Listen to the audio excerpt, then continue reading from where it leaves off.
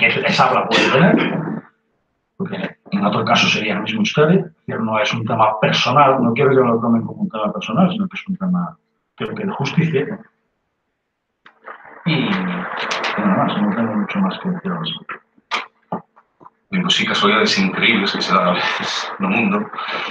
É certo que ese acordo de ministros que recoñecía que era municipal, pero hoxe pola mañán, ás 12:30 máis ou menos, firmouse a 40 e pico anos despois de entrega desos terreos ao Concello, co xefe de embarcación de costas e o mesmo presencia do secretario. Ese casualidade que tivera que ser hoxe. E si, efectivamente, hai ese conflito cardeu, que é outro tema que xa falaremos no outro momento. Procedemos entonces á votación. Votos a favor da moción. Votos en contra. Se desvota a moción. Vamos a fazer un descanso de 5 minutos.